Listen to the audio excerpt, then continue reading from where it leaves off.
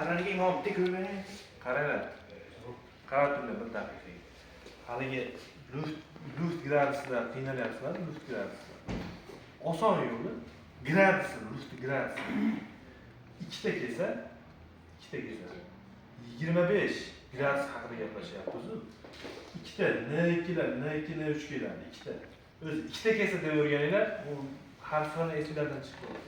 Ikkita kelsa 25 gradus, bitta kelsa 20 gradus. Bu bitta kelsa. Testlarda kelishli borda 1230 savolni kelishlari borda, ash kelishlar shunaqa.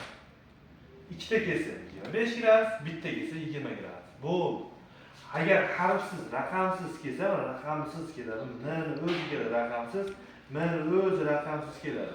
Bunda javobni ichidagi eng kattasini olib qo'yasizlar. Meniki 31 gradus, buniki 25 gradusdan tashkil qiladi. Endi buni tushundinglarmi asosan ekanmi?